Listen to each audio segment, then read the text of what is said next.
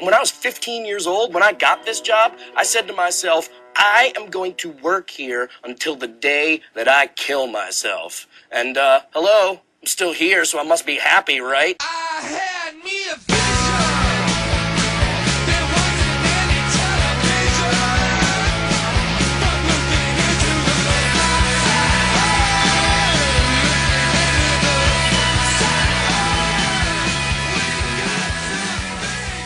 How's it going, everybody? This is Shaun and Sarah, and welcome to my future husband face fucked episode 6. What? 6 things have been recorded. All 6 of them. All 6 of them. This is almost completes the set. How many are we gonna do? I don't know. Probably like 2 more. That's it? Yeah. It's best not to dwell on things. You know, it's important just to move on. Okay. Nobody likes to linger. You know? Yeah. A lingerer? Yeah, lingerer. A lingerer. That's an odd word. You made up a weird word, lingware. Yeah.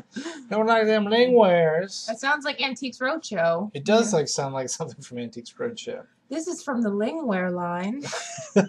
So you can tell by these blue markings. You see, at the time, a lot of blue dye around for some reason. that asserts the value. This is my expert opinion. But anyways, yeah. So doing another episode. Yep. So we're gonna do some chit chatting about some things we've watched. Lots of things. Lots of things actually. We have a plethora of things. This could be long because we have a few things to talk about. The main heading is, I guess, like mainly the summer movie we saw is The Lone Ranger. Yeah. And we'll get into that into some sort of depth or depth. Woo. Comedy routines. Tonto, jump on it. You know, maybe we should edit that out and do that again. I'm just kidding. But I don't know. But like always, we're gonna start off with some things we've been watching on the streaming services. Woo! And on the interwebs and whatnot. Just give out some recommends. Basically, more or less our Netflix recommendation section. Yeah. Or recommendation or not recommendation. Either watch this or don't watch this, I suppose. It's probably more apt. Yeah, or watch it if you're bored. I don't know, whatever. Yeah, I mean, because there's so many things out there that are just, like, mediocre. And I think that's kind of what, like... we're going to talk about today. Well, I think that's kind of what Netflix is perfect for. Because you pay, like, $7.99 a month. Right. And there's a lot of stuff that is pretty, like, mediocre stuff on right. there. You know what I mean? Like, and there's a lot of things I come across that I've always been curious about. And never wanted to pay to see. Like, I never wanted to buy it. I never wanted to rent it. Right. But because it's there, I'll watch it. Which is good and bad. Because Netflix also has, like, a plethora of really fantastic documentaries and stuff like that. But then I find myself watching some, like, really garbage movie, knowing full well that it's garbage. Right. You know what I mean? Like... not just movies, TV shows lately with us. TV shows are horrible. You know, because the thing is, like, there's some really, like, there's more of an artsy-fartsy movie on Netflix I really want to watch. Holy Motors. Yeah, it's been in your instinct. It's been in my instant queue since it was put on Netflix. And it's like this, like, it's this French kind of, like, abstract film about filmmaking. It's like kind of a meta movie and about storytelling of characters and stuff like that. Like a French 8.5? Kind of. Probably better. No, I'm just kidding. Shut your mouth. Lower those hackles. No, so, like, I'm really interested in seeing that. That's going to be, like, a really mentally, visually stimulating movie, right? It's going to give me, like, something to actually think about. Yeah. But what will I watch instead? I'll watch something like... Orange is the New Black. Orange is the New Black. The new Genji Cohen or Genji Cohen. I don't know. I'm not sure how you pronounce this woman's name. She is of... I like Genji. Genji? Maybe it might be Genji, actually. I think that might be the correct pronunciation. I know. What she had done before this, that I know of, is Weeds. I never saw Weeds. Weeds, which just ended, I think, this past year. Or last year. I have no idea. 2012. I was never interested in watching that. Except for Kevin Nealon. I have a super contentious relationship with that show, because I liked the first couple years of it, like the first few seasons. Right. And then it got, like, super preachy and pretentious. And got away from everything that you liked about the show, because the conceit of the show is kind of like interesting and a lot of comedic potential. Is that a soccer mom becomes like the pot dealer for the suburban neighborhood, right? I knew that about and it. there is, and like, so as the series progresses, it gets darker and weirder because she gets more and more involved in like drug dealing and stuff like that. Right. Which makes sense, right? So that is a logical like thing that I guess could possibly happen in that kind of scenario. Problem with it is just like they made the main protagonist, Nancy Botwin, just one of the most unlikable, like vile characters, selfish, narcissistic characters that I just couldn't care about her at all. Because there's a point in the show like you need to feel some sort of empathy towards her, or sympathy. Right. And I could never sympathize with her. I never could, because it's like the most like worst aspects of like a human being that she kind of encompasses, which is like maybe part of like the overall thing about the show. Mm-hmm. Like, 'cause, you know, you don't have to like a character to enjoy a show. You don't. Or they don't have to be necessarily like a generically likable person. But they you can be a have to- terrible person, but You have to can enjoy kinda... watching them. Exactly. It has to be like entertaining. Right. You know, because every good villains are somewhat affable, and Nancy Botwin is not. She's like this anti-person, and the show is so like ended up being just built around like we need to have this kind of stuff in the show because it's Showtime and we're edgy and we can be edgy. Right. So we're just gonna throw a plethora of just weird shit, like weird disorders, and you know the kids fall into like some weird sexual stereotypes and like every kind of cliche that you could think of Right. is brought up in that show. And Nice. it ends up being super preachy and stuff. I did make it almost to the end though. Even though like I hated it. Because I'm sort of like a masochist sometimes. You always are when it with comes to shows. television shows. Because I feel like you can learn a lot more from things you don't like than you do like. 'Cause Yeah. you're going to be super critical about it. But I wanted to see if Nancy Botwin would get her comeuppance. I was really hoping. I don't know. I still have I think I have like half of the last season left to watch. I just couldn't take it anymore, and because I'll get like physically I had angry. some friends that have like weeds parties and like viewing parties, and I Ugh. never went. I'm sorry. No, I didn't ever go. I'm sorry for your friends. Yeah. Ugh. We did the same thing. A few of my friends they got me into the show when I like in 2008. Like so, I think they were like on season 3 or something like that. Like I watched the first. They bought like the first 2 seasons on DVD, so I kind of like marathon them, and I liked it at the time. But I don't know. I don't know if that was just also because I was younger and maybe a little more cynical and snarky and like Probably enjoyed it more. I don't know if I would go back now and I probably would feel the same way I do about like the later seasons. Probably.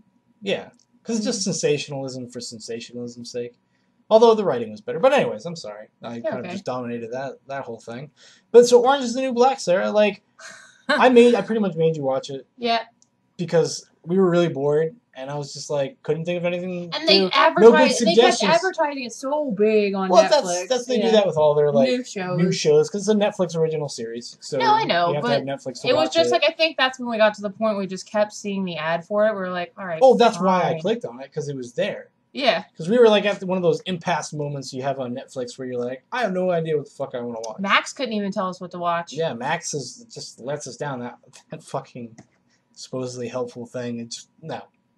Anyway, so we ended up watching it. I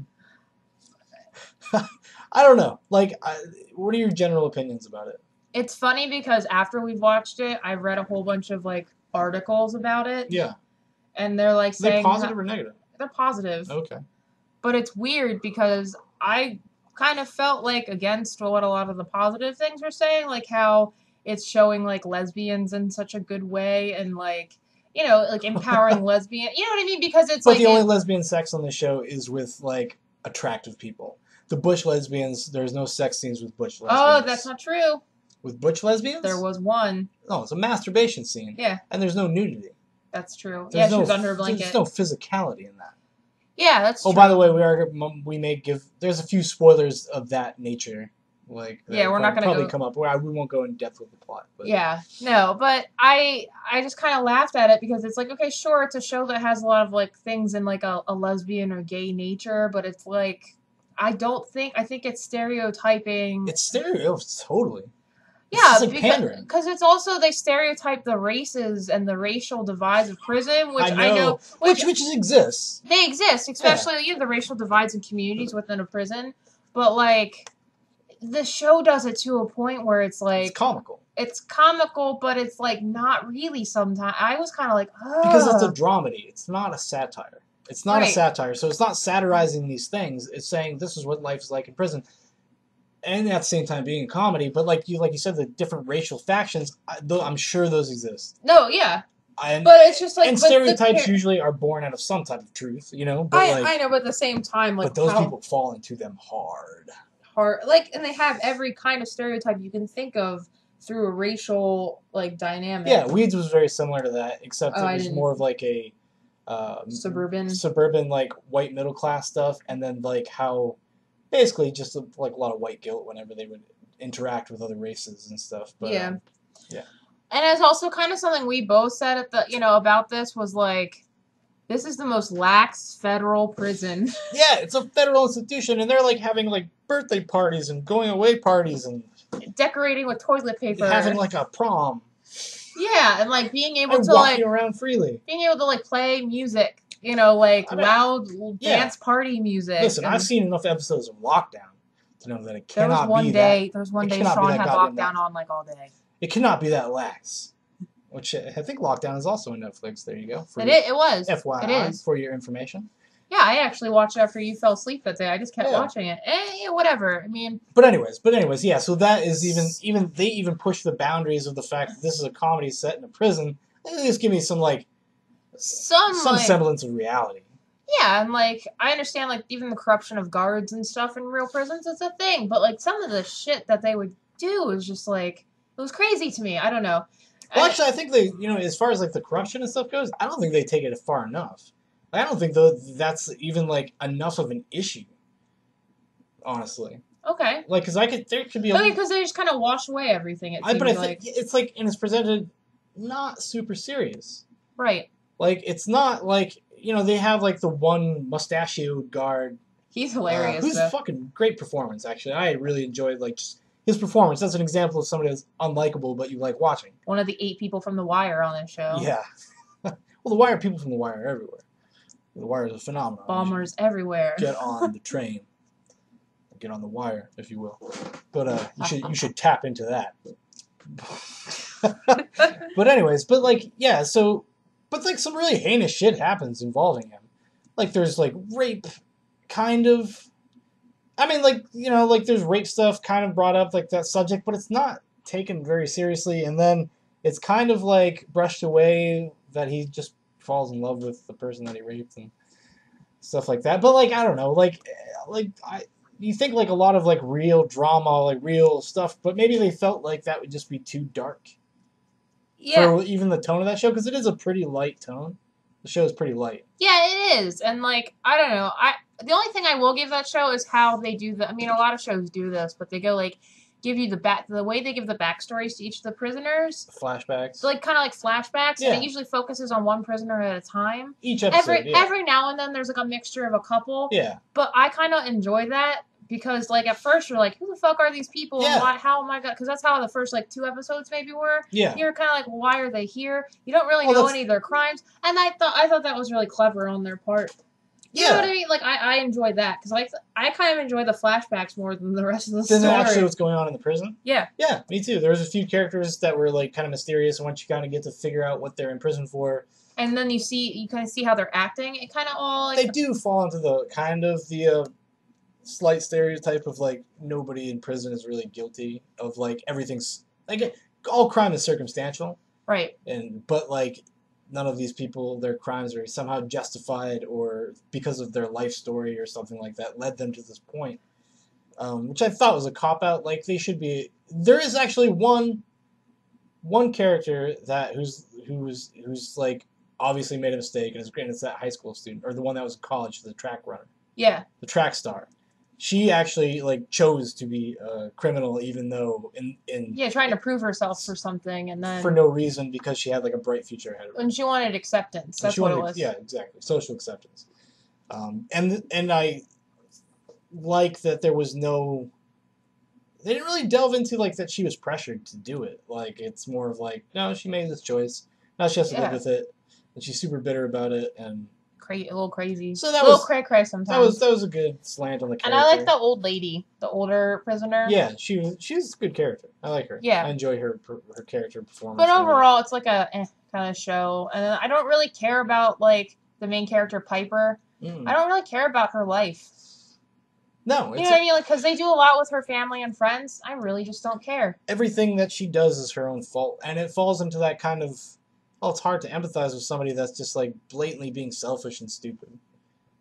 Yeah, and she even says that blatantly. Like, I mean, which is fine, and I think like towards the end, I was kind of more like interested, not on her side, but I was more interested in what was going on with the dynamics of the relationships and stuff like that. Right. There was at least something there, I guess, that would like if saying I have Netflix next year and knowing that this has a second season, I'll probably watch it. But the thing is, though, if it wasn't on Netflix and I had to watch this week to week, no fucking way. Yeah, no, I agree. Yeah. I watched it. It's one of those things. It's a good, like, 2 nights of just, you have nothing else to watch kind of show. And it definitely probably benefits from marathoning style watching rather than, like, breaking it up. Yeah, because kind of, like, it kind of pulls you in that way. Yeah, I think if you let any time go by, you're going to stop caring. You're not going to care because you don't really care so much as when you're watching it either. Like, you... It's like upon us talking about it or... You know. Yeah. But I couldn't say that it's a complete waste of time. I don't think it's a good show, but I did enjoy it though. Like I have to say that I fucking watched it. Like so I enjoyed it to a certain degree.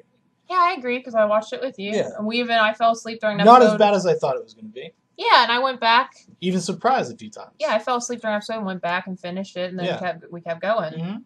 So, and speaking of shows like that, what were we watching last night? Oh. Sean made me watch The New Girl. Yeah. Well, because Sarah's has like a vendetta, a small vendetta against actress Zooey Deschanel, however you pronounce her name. Who cares? Also in Weeds at one point, actually. Probably. When the show was still good in the first couple seasons. But yeah, so we were making jokes about like this is the bravest representation of a girl living with mental disability that I've ever seen. Because, like, she acts mildly retarded. Yeah, like you say, like always. The quote-unquote manic pixie dream girl, that she's just so twee and so cutesy that you can't just help but just fucking... she's so adorable, I just love her. Her big puppy eyes, as the one character said. They did bring it up, actually, so that was... No, I know, I understand. But I've actually started to enjoy that show. Well, you know why? I think... It works. Why? And why? Because it's more of an ensemble than you'd expect. Yeah, that's actually what was my reservation. I thought it was just going to be like, I'm Zooey Deschanel being Zooey Deschanel. And everybody's like, oh, shucks. Yeah, like around her, like propping her up. But no, like... her roommates, it's about her and her roommates and her life and stuff. And her roommates are freaking hilarious. Yeah, they're definitely the reason to watch the show. You love Schmidt. I do love Schmidt. But, like, and I think it works well as an ensemble. Like, it does. Yeah. Even Zooey Deschanel is not grating in that show for some reason. Like, she doesn't come off as grating. No. And for me to say that... It's a pretty big deal. I don't like all her singing sometimes, though. I don't mind it when it's, like, the character tick stuff, but when, like, there was a few times, like, she played her guitar with her students. Yeah. It was just like... Which ended up being kind of a humorous episode. But, like, or, like, why like, I know that they built this show for her. She was not cast. Right. This is her. She produced this. Like, was a vehicle for her. But it was just like, come on, Zooey. Like, just to get her through fucking have a little humility and don't sing the theme song. Yeah. You know what I mean? Like, I understand this is fucking your thing, but please. Like, funny thing, though, you don't fast forward through that theme song, but you would because usually it's about 10 seconds long. And at the longest, it's like 25 seconds. Every episode of Orange is the New Black, you definitely found the marker to go to, so you skip that Regina Spektor song. That is a terrible song.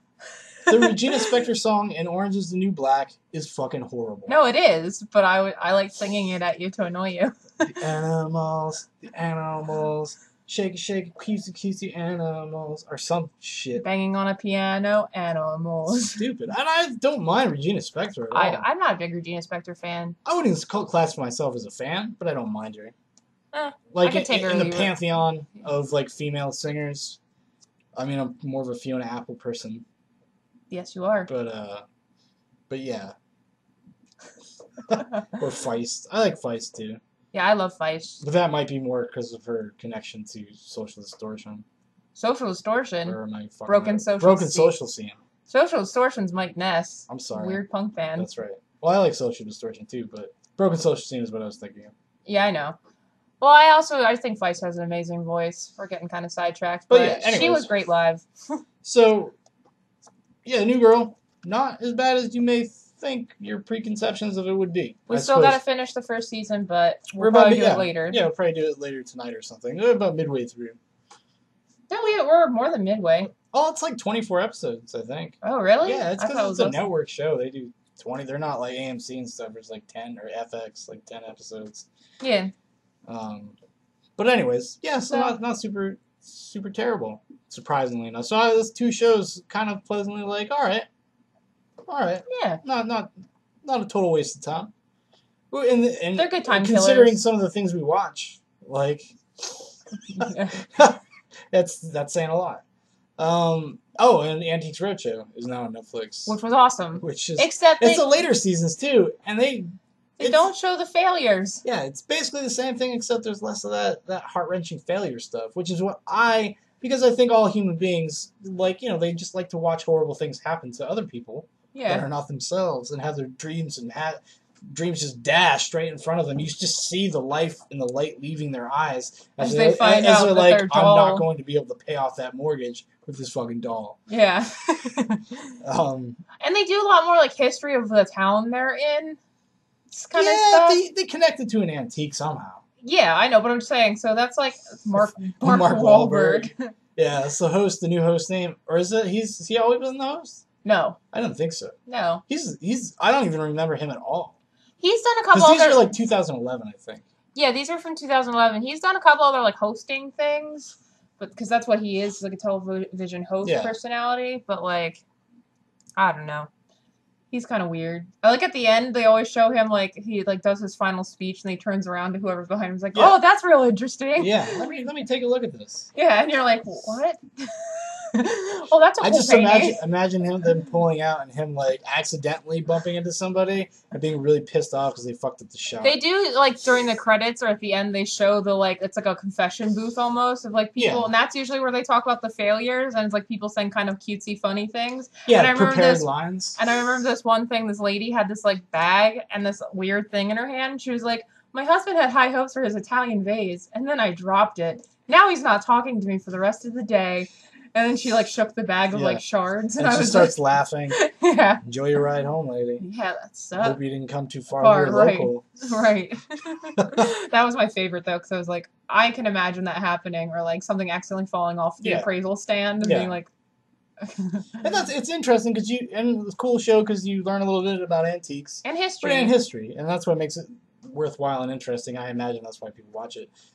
Beyond seeing these success failure stuff, but it makes us feel like we're already an old married couple too. Yeah, I find it kind of harder to watch more than 2 at a time though. Really? Yeah, I kind of check out, and during the third one I'll be like, all right, because it's kind of the same things over and over again, which is it's fine. Maybe that's my art history favor background. Yeah, I love watching stuff like that and learning about the eras and the periods because that's one of my big interests. interests. You recognize a lot of things. I don't. It's all Greek to me. Sometimes, literally. Yeah, I was gonna say sometimes. But yeah. So that's what we've been watching. That's what we've been watching. I'm still watching Cheers. Yeah, of course. Because it's fucking 11 22 episode seasons. Sometimes you just want to go where everyone knows your name. Yeah. And I'm always glad I went. It's true. Even though Ted Danson is... Well, he's Ted Danson. He's awesome. I do like Ted Danson, actually. Hey, you started watching Bored to Death. I finished the first season. Oh, you did? How'd you like it? I did. I figured you would. I liked it, yeah. I enjoyed it. Because I was speaking of Ted Danson. I think it got better. I think the first episode, the pilot, is super weak. Yeah. To the point that I saw the pilot when it premiered and didn't really continue on the show, which I kind of broke my rule because mostly television shows, I give it a season. Right. I'll watch a whole season if it's available to me, but yeah. We also actually, speaking of just HBO shows, we watched Veep, season 1 of Veep. So good. Really good. From what I was talking to my friend last night, I guess season 2 is even way better. It's even better. Oh, really? Like crazier. They kind of let go of like being realistic, quote unquote. Oh, well, So we'll it's have to just definitely kind check of that out. goofier and stuff. Yeah, so I definitely want to check that out. But yeah, so that's gonna do it for what we've been watching lately. On the Netflix. So I think actually we have 2 movies we can talk about. We Okay. can discuss. Okay. Which are? Sharknado. Oh my god. And The Lone Ranger. I'm not sure I enjoyed one more than the other, honestly. But let's start with Sharknado. And by the way, spoilers. Gonna be everywhere. Gonna be everywhere. For both counts. Possibly. I don't even know like if they really warrant like excessive detail. Either of them. Sharknado does. Sharknado. Hey, you must have enjoyed it way more than me. I thought it was hilarious. I thought it was like artificially hilarious. I think made a movie to be snarked at. No, they did, but I find those cheesy movies really hilarious. So do I. But when they're sincere. Like, I want to see somebody fucking try to make a movie. More evil.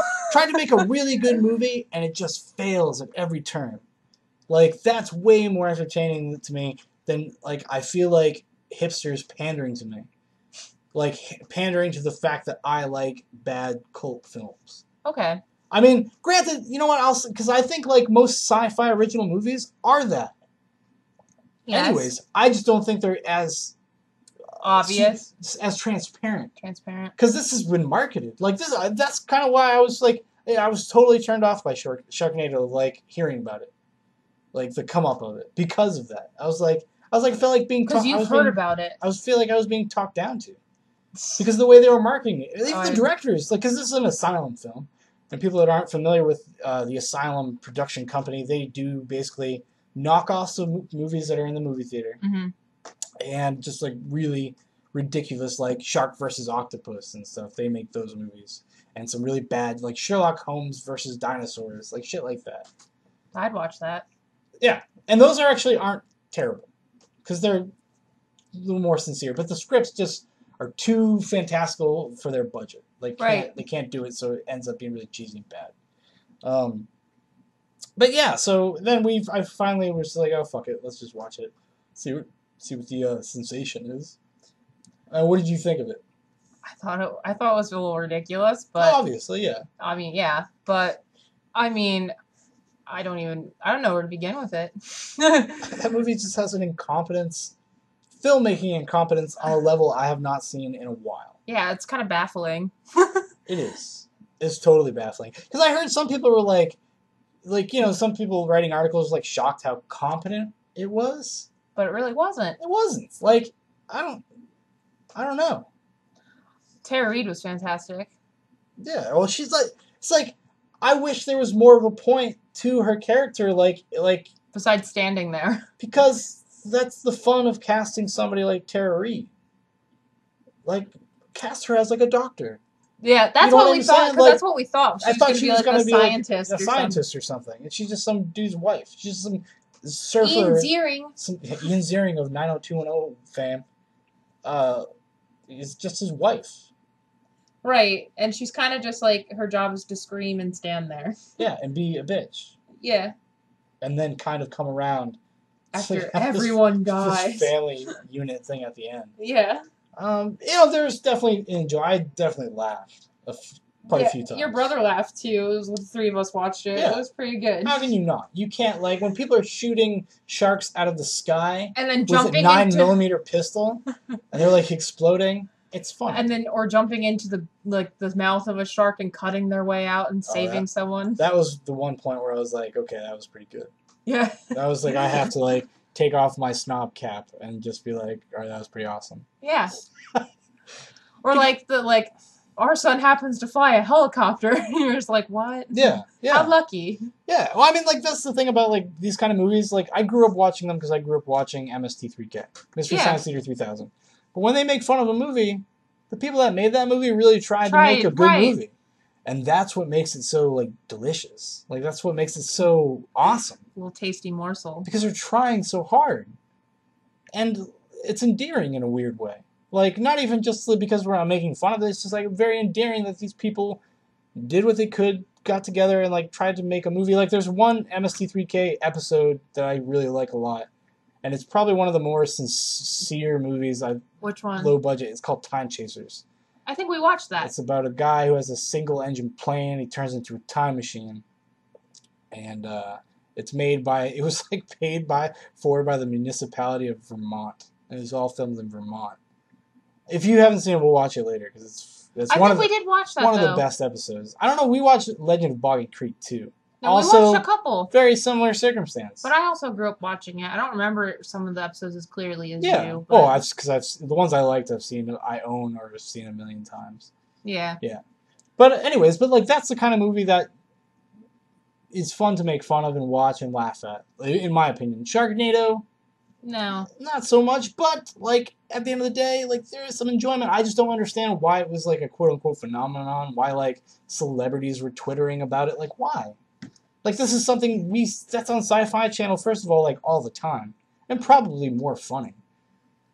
Well, it's probably because of this whole uprising of like nerddom.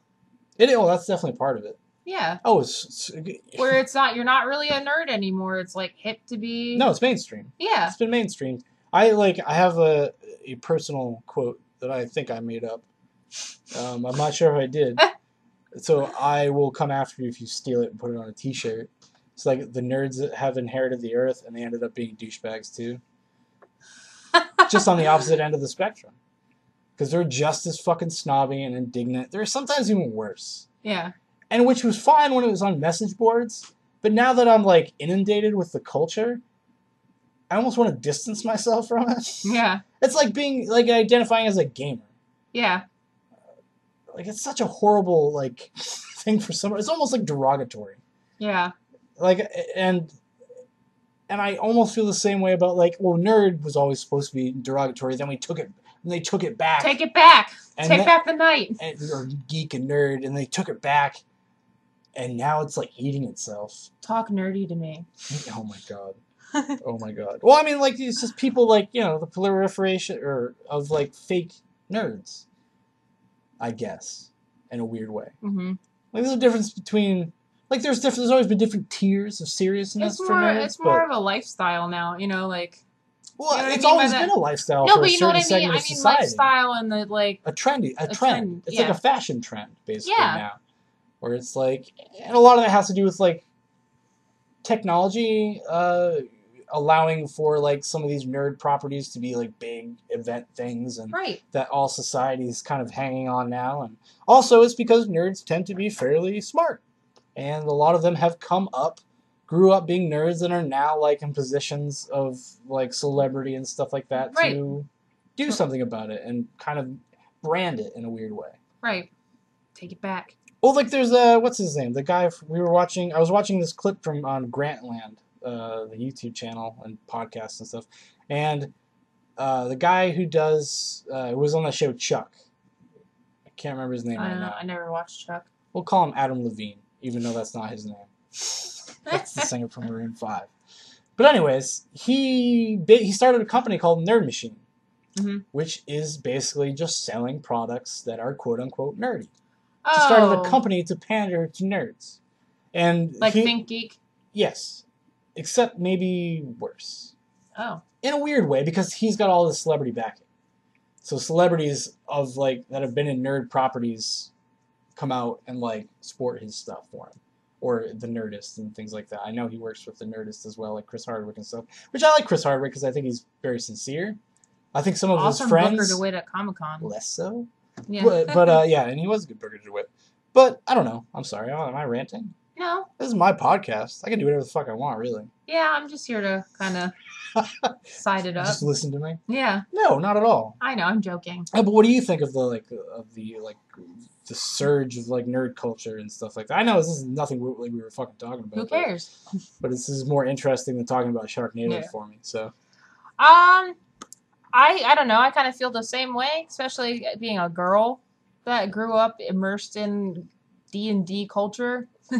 Yeah, as I like to put it, because now it's like it's easy to label me as like someone who's just trying hard when I'm really not. Would be the real deal. Oh no, I don't want to say I'm the real deal, but No, but it's things I genuinely like loved and have always loved since I was a little kid. I remember like riding on the back of my uncle's bike to go pick up issues of Spider-Man at the 7-Eleven, you know, like things like that. And I'm not saying that, you know, if people find a way to enjoy these things, it's fine. Yeah.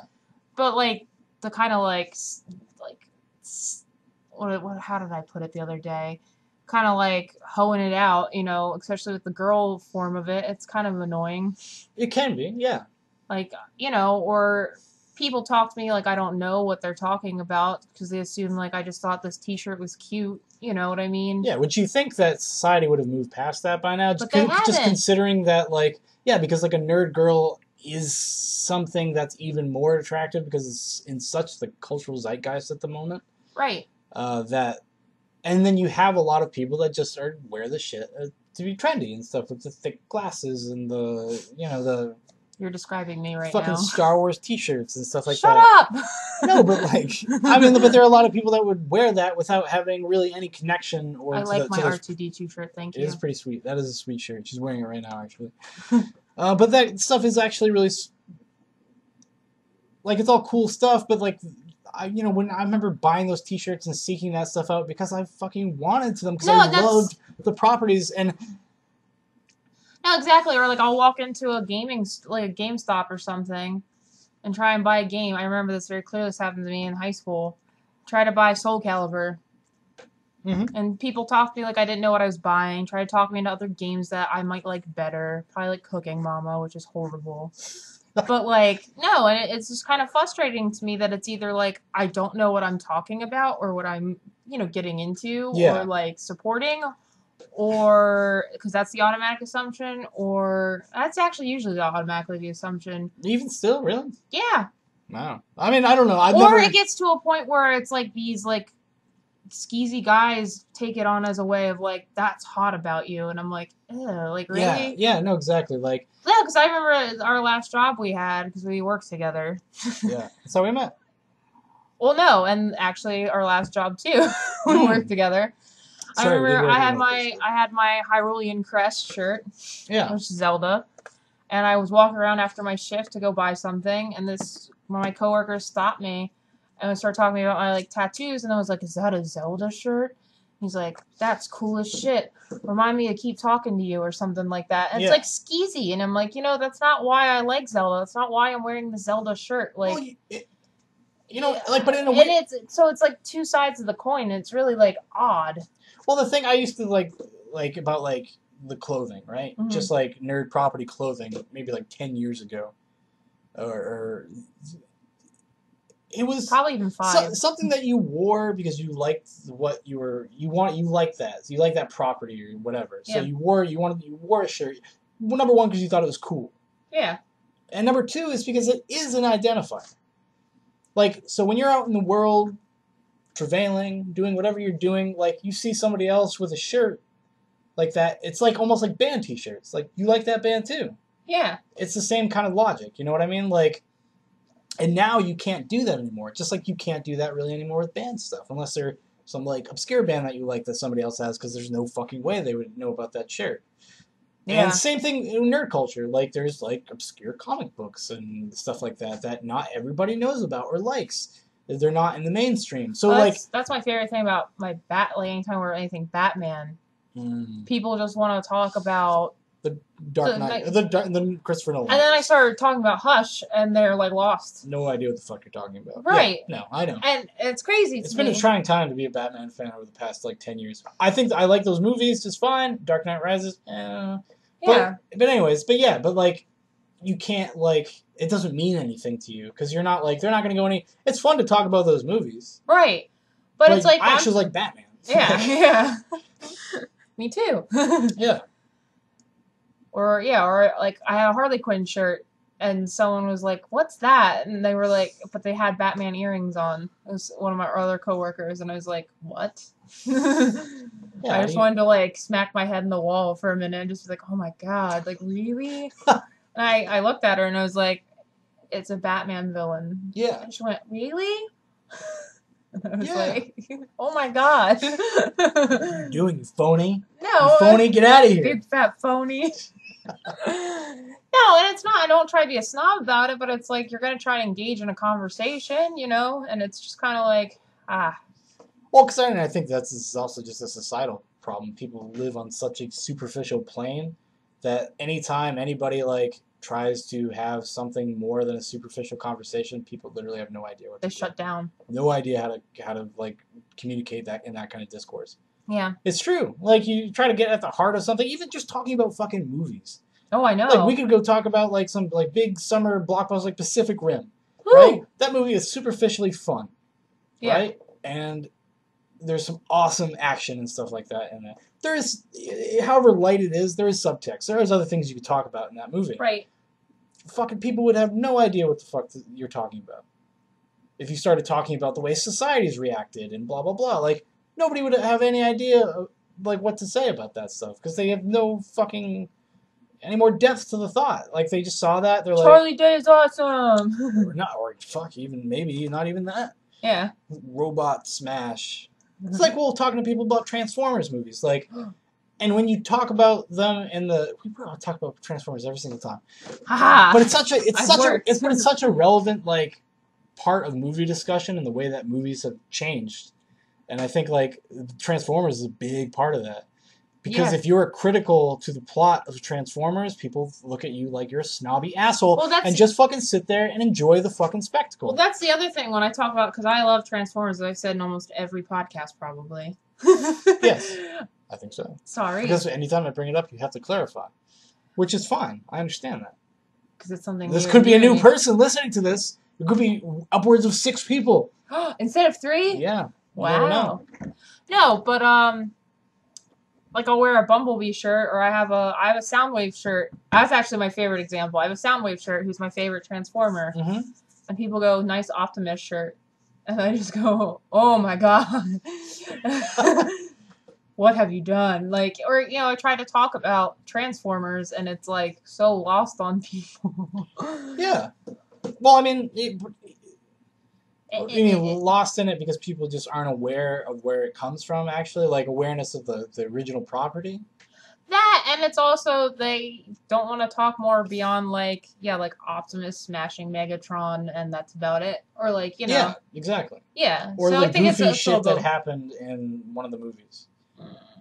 Do you know what I mean? Just the goofy bad jokes and shit, or the silly characters and how the Pratt humor. Ratchet smelling the hormones.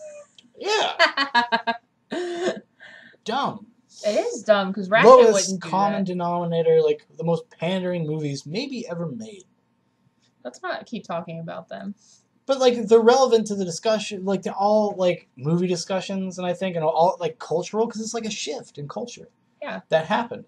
And when people, even amongst movie fans, if you decide to like that movie and you want to just watch it for what it is, and just enjoy the spectacle, hey, more power to you.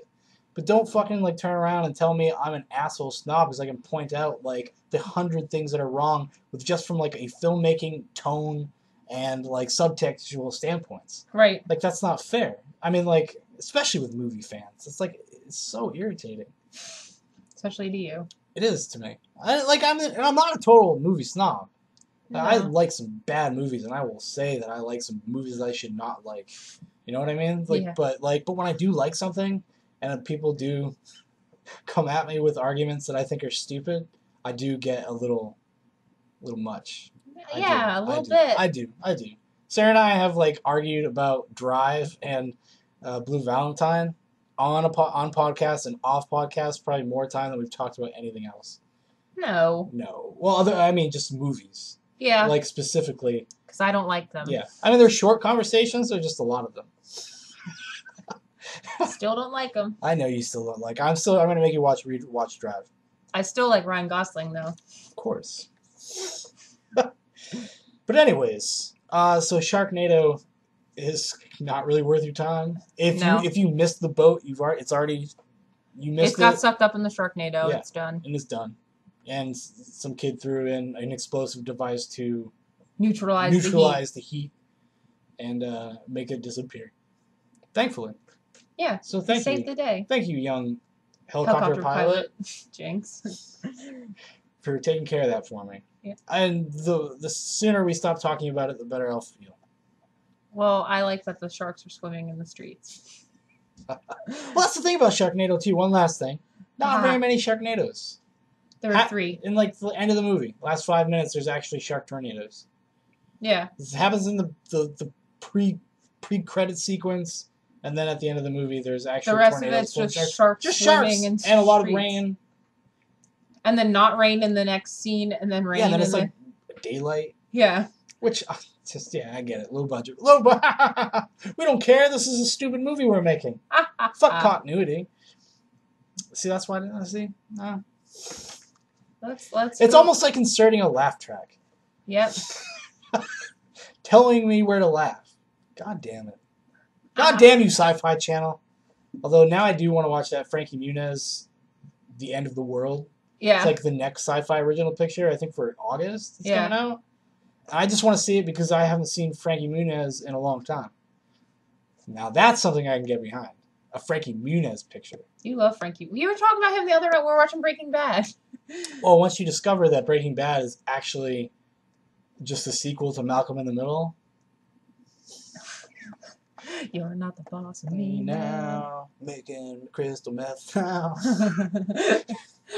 I think, if you look at Breaking Bad as just a sequel to Malcolm in the Middle, because Sarah pointed out to me that Bryan Cranston, this is something we're also watching, is we're catching up on Breaking Bad in anticipation of the last episodes.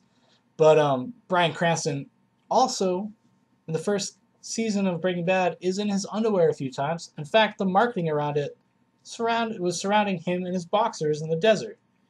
A lot of marketing. No tidy whities. They weren't tidy whities, were they? They were. Oh, they were? Mm-hmm. Okay. And he also did that in Malcolm in the Middle. Exactly. Also part of the marketing. Yeah. Part of the marketing was Bryan Cranston in his underwear at the kitchen table with his wife buzzing his back. Yep. Which is still funny. Yeah. So I'm just saying. Maybe tenuous connection at best. That's the way I'd like to proceed as I watch Breaking Bad. Yep. I'm fine with it. Yeah. We're all fine with it. Good. Better be. Okay, so next up, the Jerry Bruckheimer, Gore Verbinski, Armie Hammer, Johnny Depp, blah, blah, blah. fiasco, The Lone Ranger. I can't believe we watched that. Yeah. Yeah, we did. We watched the shit out of it, too. We knew it was going to be bad. Yeah. Like I said, we watched a lot of shit we knew was going to be bad. Yeah. So overall, general opinions. I don't... Another thing, I don't know where to begin. It kind of was very, jilted with the story. Like, it would go one way and then another that movie way. is totally a mess. Yeah. There's no idea what the fuck it wants to, feel like. Yeah, is it comical, or is it... Or is it, dark and fucked up? Yeah. Talking about a movie where a man eats another man's heart, rips it out of his chest, or actually opens his stomach, reaches up through his stomach, rips out his heart, eats his heart, then has blood smeared all over his less than face. 2 minutes later, Johnny Depp is doing pratfalls. Right. And dragging the Lone Ranger's body through horse poop. Which happened for no reason. For no fucking reason. Maybe to give little kids a laugh, maybe. Exactly. Well, it's what we're talking about, this pandering blockbuster culture. Yeah. This, I think, falls into that, but this movie couldn't even keep it together as well as the Transformers movies do, which they don't. But this movie is worse than that, tonally. Yeah. I'm kind of over Johnny Depp. I used to really like Johnny. We talked about this during the movie. I used to really like Johnny Depp, and now I just see him way too much, and it's kind of the same. I think you see him in the same thing too much. If he was doing varied roles and interesting work, I'd totally. I get excited when Window. I'd rather do Secret Window. Yeah. That movie's not great, except that movie's actually pretty good to the last 20 minutes. I agree. But because then it just goes exactly where you think it's going to go because you've already seen that movie. But if I get excited when he's in something like Secret Window or Rum Diary, and I don't even like the Rum Diary. No, Rum Diary is terrible. But I liked him. He's fine in it though. Johnny Depp is not the problem with Rum Diary. That movie is just kind of boring. They just couldn't confuse it with the chaos and the fun that the book is. Exactly, and I think also you could tell that it suffered all the production problems it was going through. Yeah, you could tell that too many cooks in the kitchen and just did not. Too many changes. Yeah. Too many changes and stuff like that. So it was kind of felt like it was rushed. In the weirdest way possible, because it's been in development for like 10 years. I know. And then they're like, okay, we can make it now, so fuck, we got to do it with having kind of a weak script and stuff. And I think I think some of the casting could have been a little bit better. Oh yeah. Anyway, we're not talking about Rum Diary though. We're talking about the Lone Ranger. We're talking about the Lone Ranger. His Tonto was kind of. It was. You know what's funny is a lot of people find it offensive that he played a Native American. I don't. I'm not bothered by that, and I'm Native American, so... Yeah. No, I don't... That's not where the issue was. It was just, like, kind of like a... No, the issue with his character is that he's actually the lead of the movie, first of all. Yeah. He's actually the lead. But he still plays it like a sidekick. Yeah. And the sidekick traditionally is, comic relief and whatnot. Mm-hmm. A lot of times. But he was the comic relief. But he was also kind of the lead. It's like, it's kind of like almost a 50-50 split between, they're like co-leads. They're not like, it's not the Lone Ranger and his sidekick Tonto. It's the Lone Ranger and Tonto. Yeah. But I feel like they didn't really develop the Lone Ranger very well. No, they didn't. And he's too much of a joke. To be the Lone Ranger, I know. He's like a coward. He is. Which I understand, like, they wanted to make this arc where he went from kind of like this mild-mannered lawyer to the legendary Lone Ranger. Yeah. But he could have been competent. And it wasn't as grand of a transformation as it should have been. It's actually very sudden. Yeah. And not... It's in, like, 10 minutes. Like, I know all the stuff leading up to, like, the last 20 minutes of the movie happened, but, like, he's just incompetent. He's just incompetent. It's not the fact that he's kind of scared or makes mistakes or anything. It's like he's like a joke. He's incompetent. Like, just keep using that word. But he's not even capable. And then suddenly he is. Like, at times when the script demands it. Right. And then, like we were saying, the whole villain thing was kind of annoying, where they do, like, a switcheroo on you. Yeah. They set up there's two villains. There's the cannibal. Uh-huh. Who's actually, like, would have been a fun, interesting main villain. And then there's, like, the railroad tycoon. Right. They were busting to expand the railway. Right. To make to line his coffers.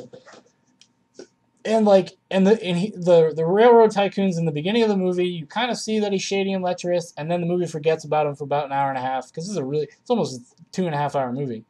And then he comes back at the end for the switcheroo villainy, which is the most obvious thing in the world. This is actually, what this movie is actually a remake of Once Upon a Time in the West. If you've seen Once Upon a Time in the West, that is actually what the plot of this movie is. I haven't seen that in a while. As far as the way the railroad tycoon works with a bandit to, like, basically act as terrorists and stuff like that. So that's basically what this is. And it would have been way more interesting and cohesive if it had just been the story of the Lone Ranger going after the cannibal.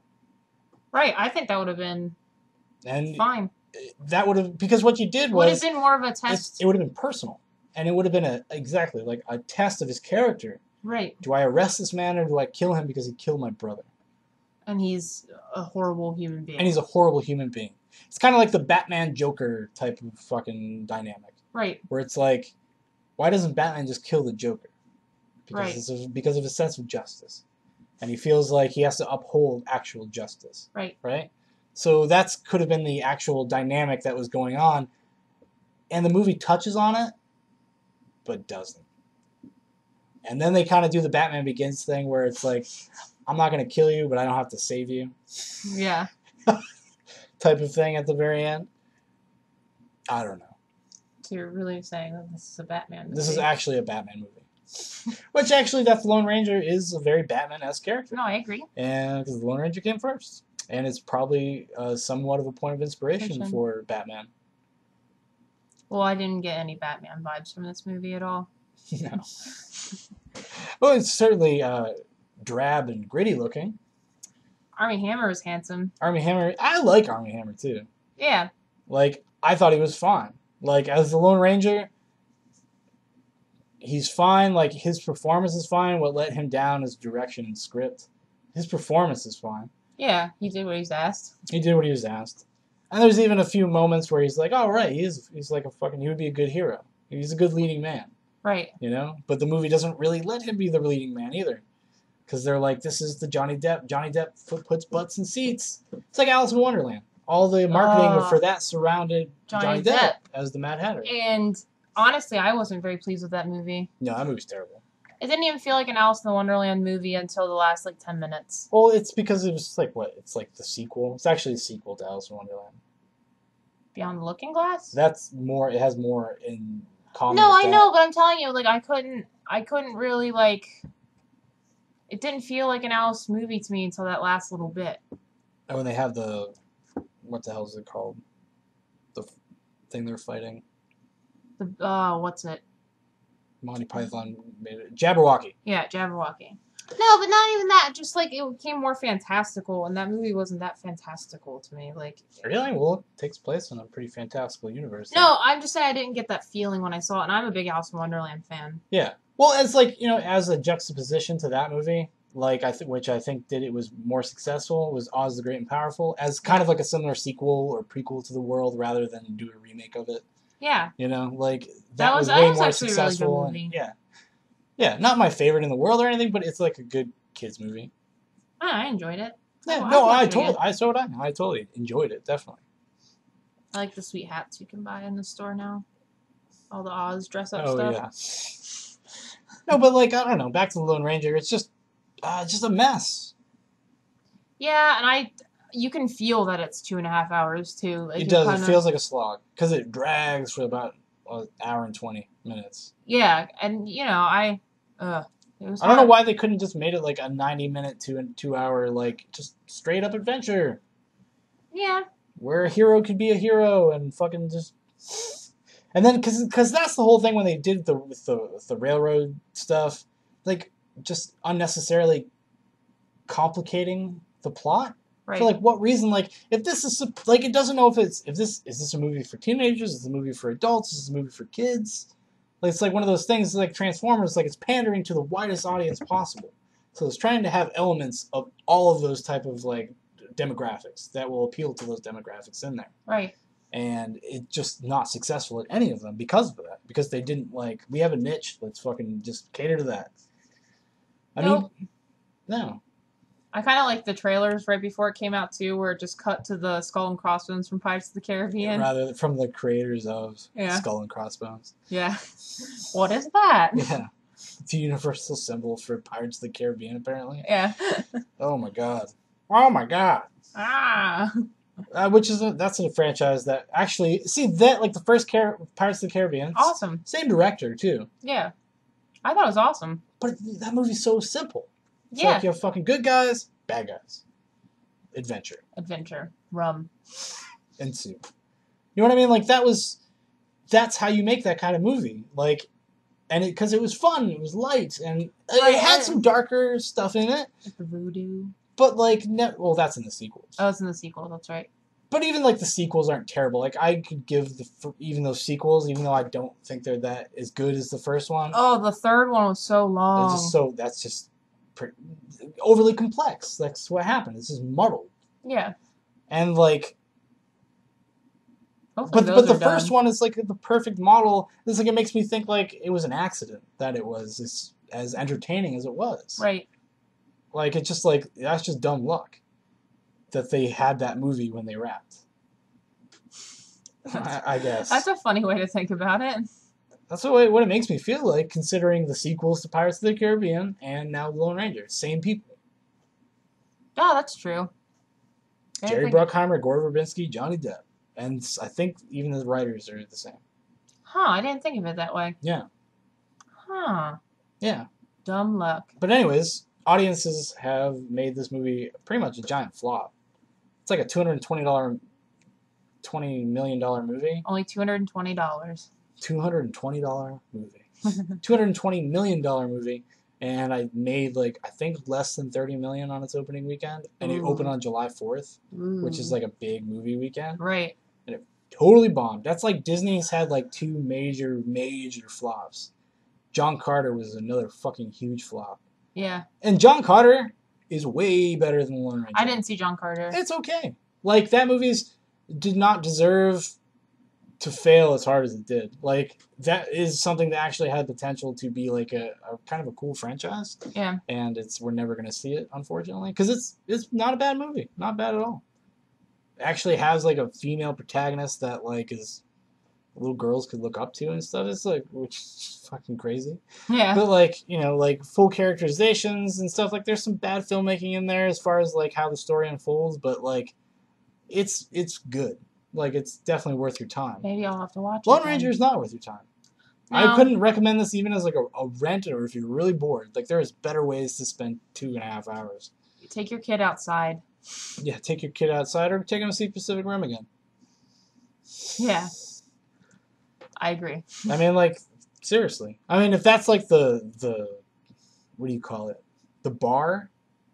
Like, that's Pacific Rim, I think, is going to be like in the way that the Transformers franchise lowered the bars for summer movies, like Pacific Rim is going to raise it up a little bit more. Yeah. Like, as far as like what people should find acceptable, quote unquote. Like, you know, movies are only good if people demand they're good.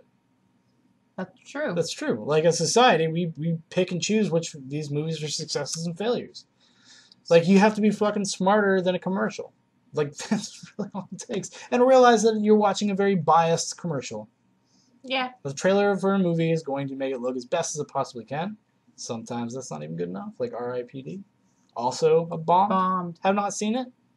Probably won't. You know what I do really want to see, though? What? The Conjuring. Yeah, I was going to actually ask you what you're looking forward to. I'm looking forward to The Conjuring. Me too. Which came out last weekend. It's supposed to be awesome. Broke a box office record for the highest grossing rated R movie, I think. Oh, nice. In a weekend. Or original rated R movie, like original property. Right. Actually ended up like beating the competition. Which is cool, because I like that director, James Wan. I really liked Insidious, so Insidious was great. So I want to see The Conjuring. I want to see Your Next. Your Next, yeah, that comes out pretty soon. I think August 9th. Yep. Looks fantastic. I think that's going to be cross-released on video on demand and theatrically, a small theatrical run. So we'll actually probably definitely watch it when it's on video on demand. I don't know, what else are you looking forward to that's coming out this year? I don't know. It was really Your Next. Your Next. I want to see Gravity. That looks terrifying. Yeah, it does. Well, it's just an unsettling premise. Space is scary, man. Yeah, it is. I'm probably gonna have a panic attack right now. Especially because it's in 3D too. They're gonna have that atmospheric 3D. Oh, Jesus! The good Christ. stuff. Jesus Christ! Shot in 3D and everything. So I'm totally looking forward to that. I think The Wolf of Wall Street comes out this year as well. The new Martin Scorsese flick. Leonardo DiCaprio. I know, Leo. Matt McConaughey. Hell yeah. Playing another crazy character, which I'm just really happy he's found like some sort of second life and playing weird characters. Yeah. Like Killer Joe. Killer Joe, which is fucking awesome. Yeah. Probably my favorite character I've seen him ever play. Me too. Because I've never hated Matthew McConaughey. I like him in Eastbound and Down. Eastbound and Down, he's so awesome as the scout. He's so good in that. Yeah. Eastbound and Down, and also, what the hell else was he in that was really good? Like, as a smaller bit part. Oh, Tropic Thunder. Yeah. He was really great in Tropic Thunder. But yeah, so I'd like to see that new movie. Mm-hmm. That's coming out this Christmas, I think. Oh. Yeah. That's not going to be our Christmas movie, is it? I don't know. I don't know what else is coming out on Christmas. We'll have to go look it up. It's awards. It's when all the awards movie they hold back until later in the year. But yeah, so just in general, that's what I'm looking forward to. Just Your Next for yourself. Insidious 2. Insidious Part 2. I'm definitely gonna give that a shot. Different director and stuff, so we'll see. Yeah, but the trailer was creepy. Yeah, it's got to tiptoe to the tulips. Tiny Tim. It's always creepy. Yeah, Tiny Tim's One of the creepy. smarter music choices I've seen in a movie in a while. Well, same Because with it's in the Your first. Next. It's in the Your Next trailer. It makes awesome use of "Beautiful Day." Is that what it's called? Perfect Day. Perfect Day. The Lou Reed. Lou Reed song. Yeah. Sorry. Brain farts. Brain. No. But I don't know. You know how I am. It's been a pretty good year, though, for movies. As I say, a lot of what I was excited for has already been out. We've already seen. Yeah, so. yeah. And it's overall been pretty good. Yeah. There's been a lot of good movies coming out this like year. super tolerable, at least. Yeah. Because some of the ones that I thought were good were kind of like, like, you know. So, like the Gatsby. Yeah, like Gatsby. That could have been a little bit better. That's a movie that just hindsight does not do it any favors. No. That really doesn't. Like, the more I think about it, the worse I think it is. Yep. I mean, I'll probably watch it again just to maybe get a better sense of it, but, like, I'm thinking about it, I'm like, no. No, but I'm just saying. So, I mean, there's been a couple. Yeah, it was pretty bad. But it was all right. So I think even the ones, and then I was even pleasantly surprised by, like, Pacific Rim. Yeah. A movie I did not want to see at all. Yeah. And I saw it and I really enjoyed it. So, I mean, it's been good. It's been a good year. It's been a good year so far. It's been a decent summer. It's almost over. Almost over. The summer's almost over. It's crazy. We'll be heading into the fall season. Oh, is that what's next? Generally. Oh, okay. Traditionally, fall comes after summer. But with the weather the way it's been, who knows? I don't know. Well, anyways, I think that's going to do it for us today. Okay. Unless you have anything else you'd like to say. No. Okay. Okay, everybody, my name is Shaun. Sarah. And you've been listening to My Future Has Been Facebook, Episode 6. Woo. Hope you've enjoyed it. Me too. Goodbye. Au revoir. Mm-hmm.